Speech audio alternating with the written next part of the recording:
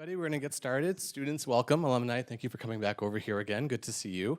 So as Maria mentioned, we're going to have a panel now to talk about considering graduate school and making career transitions and how that relates to your journey through public service. So without further ado, we're going to get started, and we're going to have David, our moderator, kick us off. Good afternoon. We're not contagious if you want to come a little closer. I'd like to introduce, right here on my left, Morgan Brown, who's a graduate of the college and as well as the Kennedy MPA program. And then Sophia McClennen. And Sophia is now working in global studies at Penn State University. And she did her undergrad in the college and then graduate work at GSAS. And then over our far left is Paul Callahan, who also graduated from the college and did his MBA over at the B School, I assume. And we're going to start off by asking them some questions about transitions, career-related, school-related, and then we'll open it up to questions to you all a little bit later in the program. I think I'll start with the first question. How did you all decide, or how would you say somebody should or shouldn't decide on going to graduate school? What are the criteria? What are the issues or callings that you think somebody should listen to? All right, well, I have kind of a neat story, I think. I graduated in 1987. And when I was at Harvard, I lived in Elliott House. And back then, houses had identities. And so in my house, everyone pretty much was going to make money. That was the thing. That was the goal. How many undergrads in the room at least have that pressure? Go make money. Right. So I was a philosophy major, which I suspect even still today, there were only about 30 of us. But even I had that pressure, go make money. So I graduated and went right into a job on Wall Street. I worked for an investment bank called Dillon Reed, and I made more money than I needed. And I had a pretty fancy apartment in Manhattan, and all my friends were, also in Manhattan. And about 3 months into my job, I was sent out to Ohio to decide which of 3 steel mill plants to close down for a deal. And I sat down, I worked with labor, I talked to middle management, I talked to the board of trustees. I came back to work and I was like, I can't do this, right? I can't do this job anymore. I cannot be this person. So I had to lie at work and make it seem like I still liked it and save some money.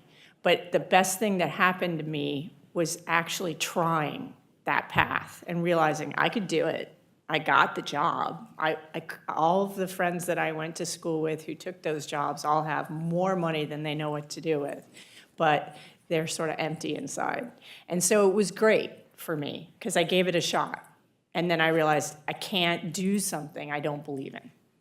And so I had the benefit. I got to come back to Harvard because I wanted to switch careers. And I needed a few more courses to pivot into the right academic field. By then I was like, that's it. I know what I want to do. I want to be a professor. So that's my story. And I think it's neat that I did try. I could have done it, but I knew that it wasn't the right thing for me. And it's made my decision today a lot easier as I interact with some of my, my fellow alum who, are very wealthy. But, there's lots of ways to be wealthy. And I'm the happiest I could have been because I picked the right path. I can add to that because I also took a bit of a break between undergrad and graduate school. My initial inclination, I think, was to go to graduate school at some time, but I didn't know exactly what it was. And certainly for me, the financial consideration of graduate school was part of that. So I was a little bit hesitant to go right into graduate school if I didn't know that I was going to be able to have a program that I knew I was going to follow through on, and then with the financial considerations that I was going to be able to handle, pay off. So there was always the intentionality there to go to graduate school, and then ended up developing a little bit of a career where things just sort of kept going. I was in the humanitarian response space with a large international NGO, and the nature of that job was to sort of get sent between different deployments. And I realized that I had a lot of questions about the way international humanitarian response was done. You know, were we doing the right things? What was happening in the world? And does somebody else have better answers to this than I do? I hoped some of those answers might be in graduate school. But I realized that in the conduct of my job day to day, I didn't really have the time to be as reflective as I would have liked to be, or think about some of the issues in different ways, or even encounter people with more diverse viewpoints than I was surrounded by. So after a certain amount of time, I decided that it was time to go back to graduate school. And it just took me a little while to get back there, but I ended up taking the time to get out, find out what the questions were, and then hopefully that made my time coming back to school, which, as you can see, was pretty recent, more effective. I'll update you guys in about 10 years. Oh. Similar to Sophia Morgan, it wasn't really a planned decision to go to graduate school. In fact, it was rather impulsive. And I made the decision to go to graduate school probably in about 8 days or 9 days. I was at a Christmas party on December 23rd, and I was 3 years out of undergrad, and I had been doing some real estate work, and the economy slowed down, and I really didn't have anything to do. So one of my buddies at this Christmas party said, "Do you ever think about going to business school?" I said, "Not really." I said, "Those are all for those stuffy people and, you know, suits and all that stuff. And I'd like to kind of roll up my shirt sleeves and get in the muck and really make it work." But then I thought about it. I said, "Man, you know, that's maybe a good idea. It's intellectually stimulating. It may lead to something else." I think it's important as you go along with public service or anything, just to be forward thinking, just to lean into your decisions and your passion very hard as you can and as broadly as you can. So I went home and thought about it, and in 8 days I wrote my one application to one school, and hopefully I would get in. And that was to Harvard Business School, which when we were, I don't know how it is now, but when we were in college, we looked at the business school and said, "Wow, these are like Johnny-come-latelys." So they're where these guys are. They couldn't make it in the first time. But I went on to have an absolutely wonderful experience at the business school. I'm sure we'll get into other topics as we go along here, but I just think there's a whole lesson in there of keeping your eyes up and talk to people and just, everybody has a good thought, no matter what it is in a conversation. And quite frankly, when the question was posed square to me in my face, what do you think about going to business school? I kind of reluctantly said that's a good idea, but then I thought about it for a day and I said, it's really a good idea. And I think it was great because I had thought about going to divinity school. I had thought about going to the School of Education. I knew that in order to progress my career, that there would be more education needed. And the business school was kind of in my scope, if you will. And I had the most wonderful, wonderful experience that even if I've never used my business school knowledge, the 2 years that I spent there was great. So I would encourage you to really think about it on a number of levels, whether, you know, if it's personally good for you and if it would be professionally good for you. And if you can marry those two things, and at the end of business school or whatever graduate school you decide is something you'll never regret. Did graduate school, or let me put it this way, how has it impacted, how has it affected your recent, so you got what, 8 months of experience after graduate school, but how has it impacted what you have done since?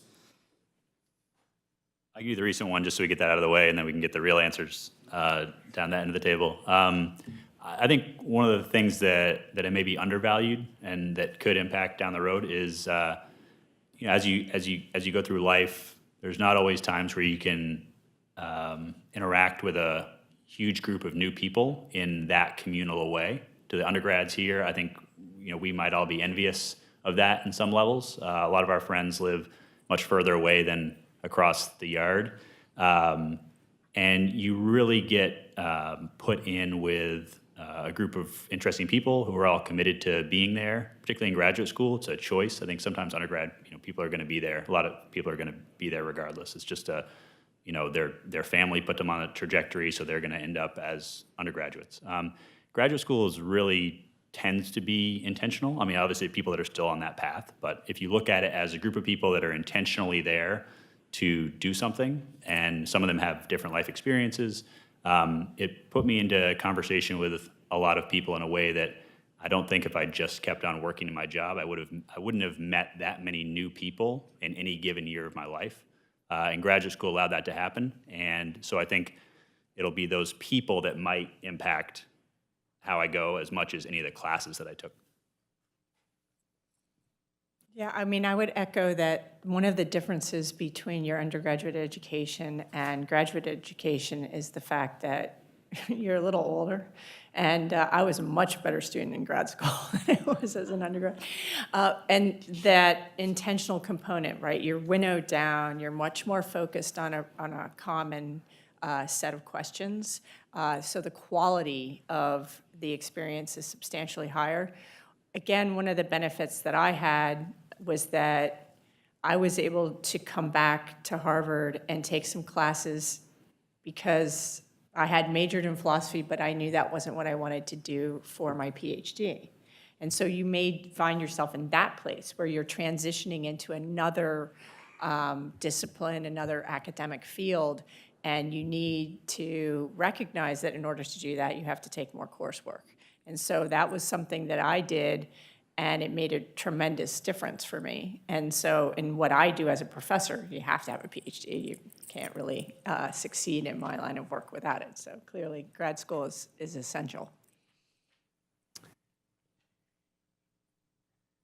What I probably took out of business school is probably far more effective in what I'm doing now in operating Sail to Prevail, and it's sailing for children with disabilities. And it has a couple more phases to it, but keep it that narrow for now.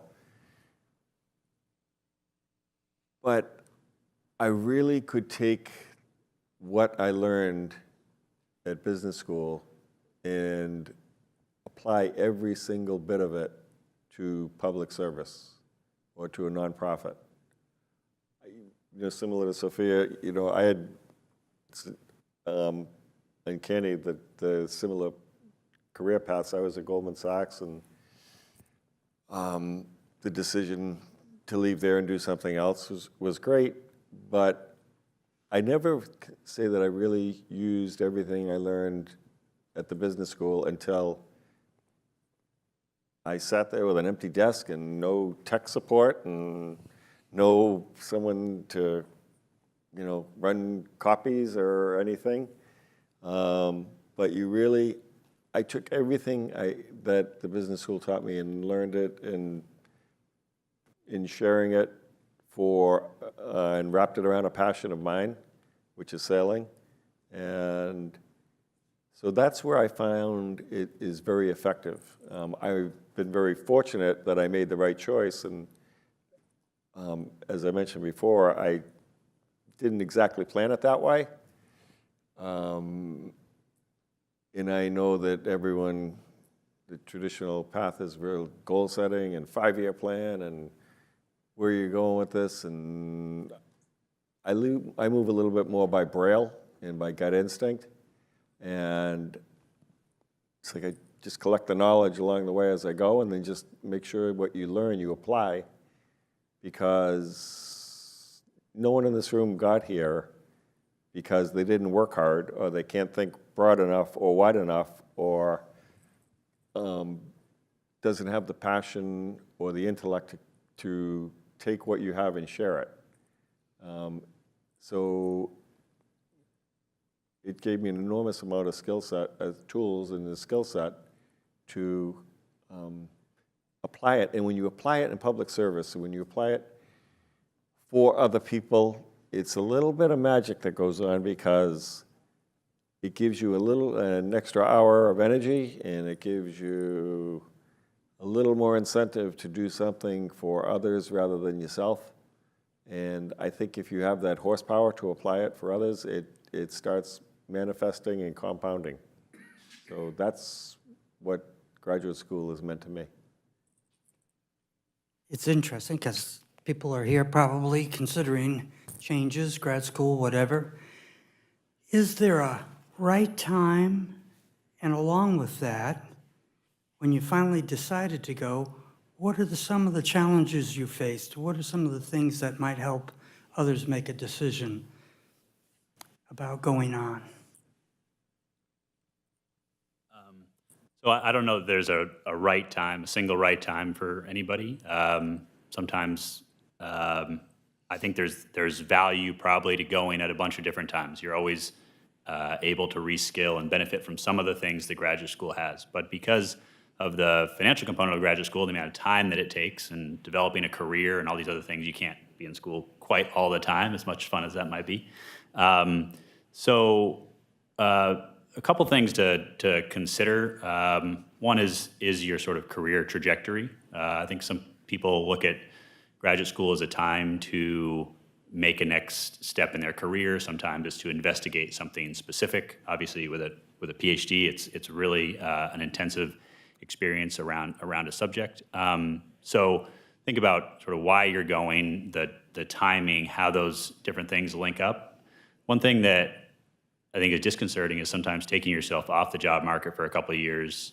There's plenty of folks who don't have a graduate degree and are very successful, and they're constantly learning year after year after year. And if you take yourself out of that professional trajectory for a couple of years, is that going to be beneficial? Is this the right thing to do? So I think there's those trade-offs that everybody might know more for themselves within the certain field that you're in. But there's different things like Moore's law, right? Certain things are improving, and that will happen whether or not you are involved in it or not. Life will go on. There'll be different things that will happen, different vernacular. You can step out for 2 years. I stepped out before 2016, right? And there was a major event that happened that people weren't predicting, and trajectories of different things change, particularly in government. The timing that you're taking out, there's always a timing and a ripeness for everything. And so that is something to consider, whether there's a time that may be more right than another time, but there's probably a lot of right times. And you can always learn, and I would also encourage, this is a ancillary to getting a graduate degree, but there's a lot of ways to do lifelong learning where you can do things at different pieces. There's edX, online learning, there's the extension school here, there's different, wherever you are geographically, there'll probably be a place where you can, if there's something you need to learn, if you need to learn financial management for nonprofits, you might be able to do that as a single course rather than doing the whole degree. So there might be ways to sort of put it together piece by piece rather than making the big graduate school decision if that seems like too much, and it might not be the right decision. So there might be middle ground there.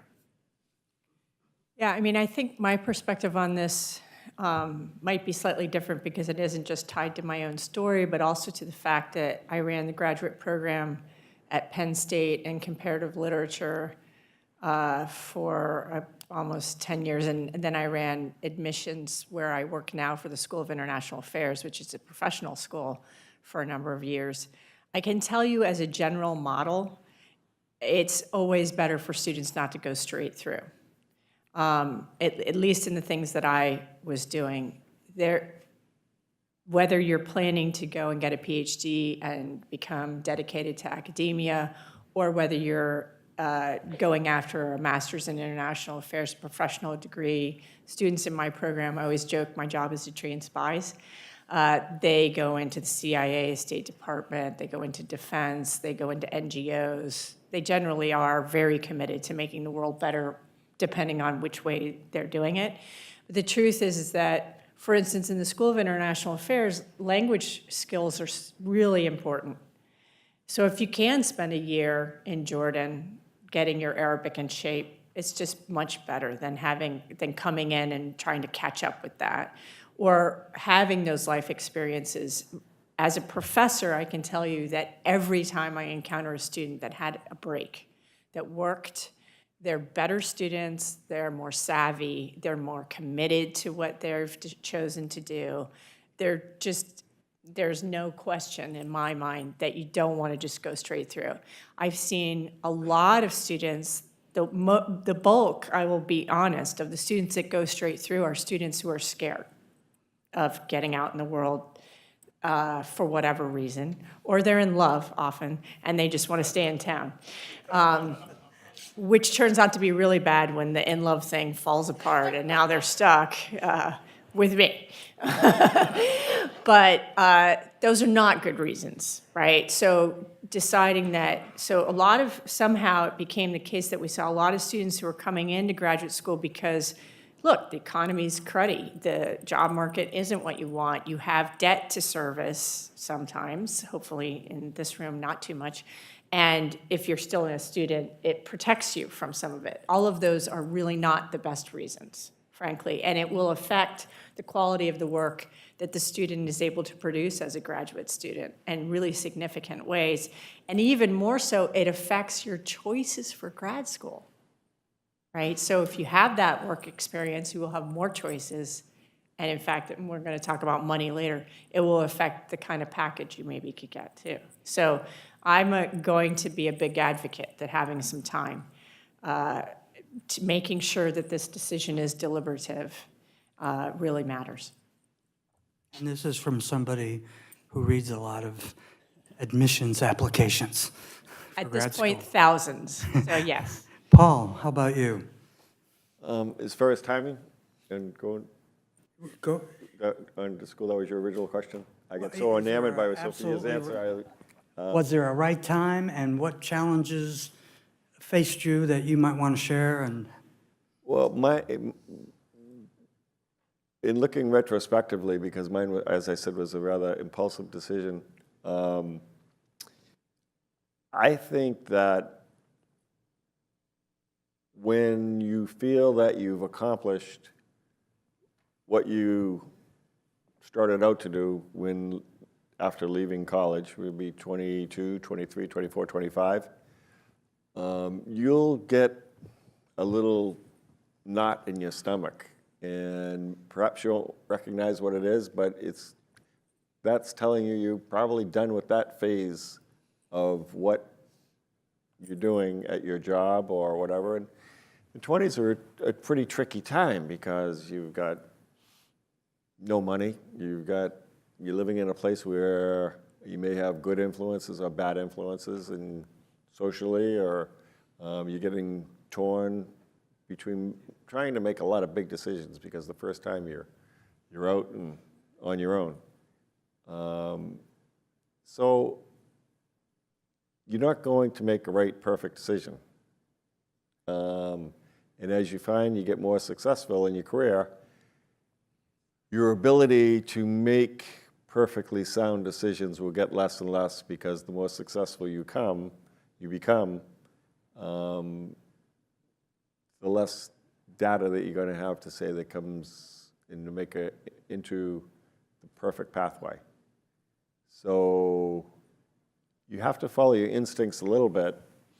And then one other thing to do is when you accumulate enough knowledge of your industry or your passion, then I would really look for people ahead of you who would have already succeeded in that career. And I go talk to them. Is this a good time for me to go to school?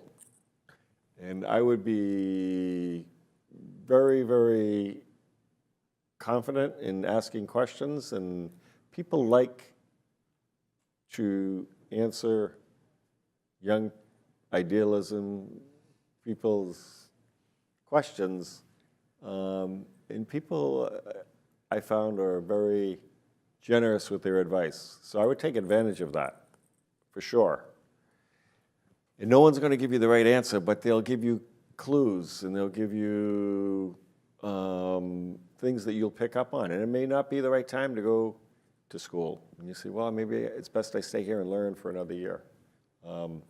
But I think it's not so much when, but it's why. Why should I do it? Why should I take 2 years of my life and go study this? Is this going to further advance me? And I think those are they're basic questions, but I don't think they should be questions that are overlooked. I think they're really important conversations to have with yourself. So that's how I think I would think about graduate school or any major decision. Because of our time, I want to give us enough time to do question and answer. And I'm going to do a real brief thing for those of you who are considering going on. I think nowadays, more than anything, and if it wasn't for my wife, I'd be in financial trouble all the time. She's helped me a lot, sitting in the back of the room there. It is good to also plan your path with an eye to budgets, what's going to happen, how can I make this happen. It'll take as much creative effort for those who need to stretch their budgets to do this, but it can be done, and I recommend that you do it, but not overlook the aspects of how can I live well enough during this effort? Can I afford tuition and the things that, depending on the program you're going in? So with that said, why don't we open up questions, answers.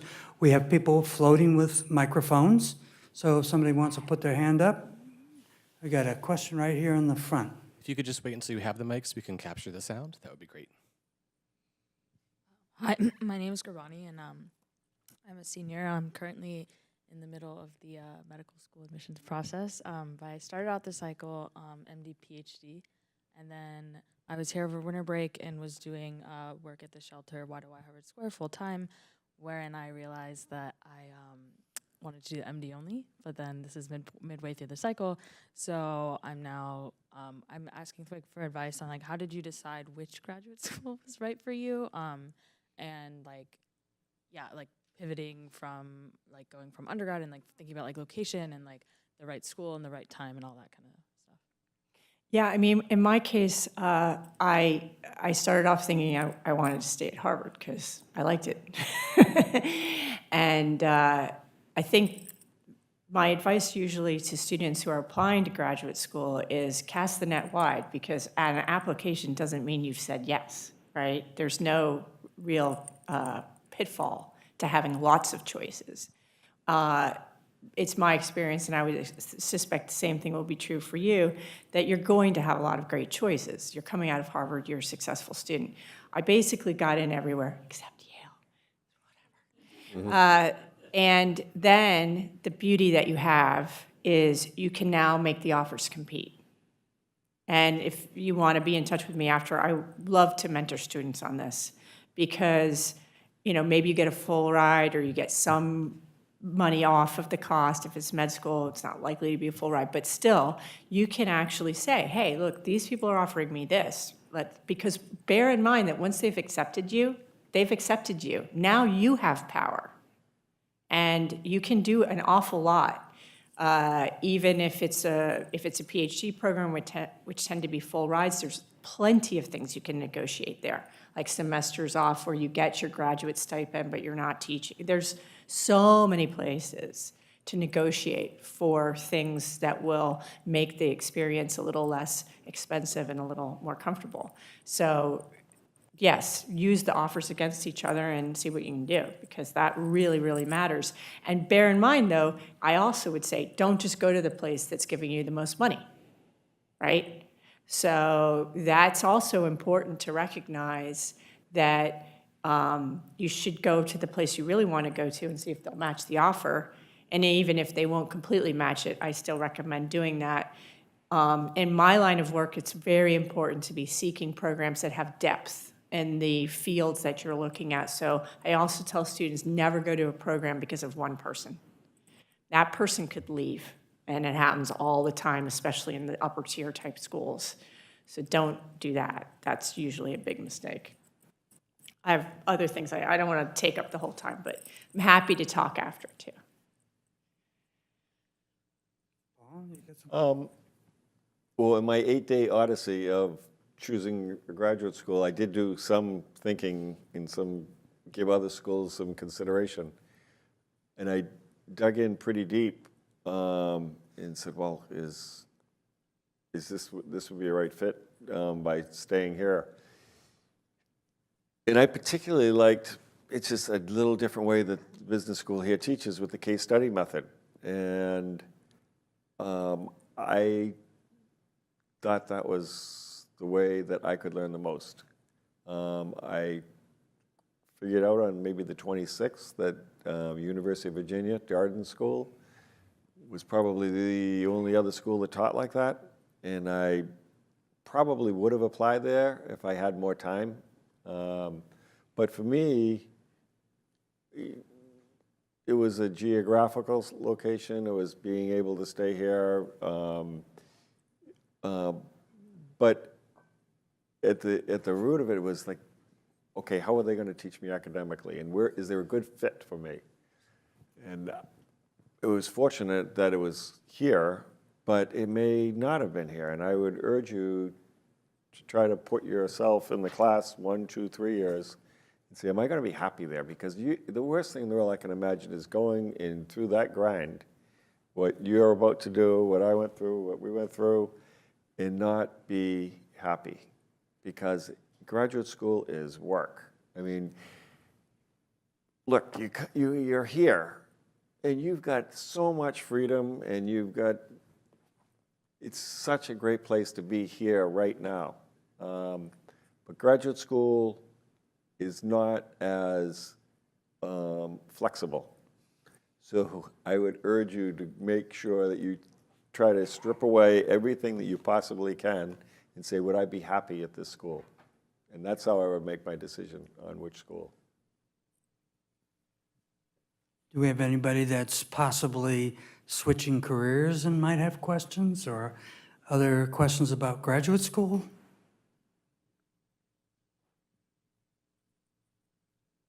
I can just add on to the school choice piece a little bit.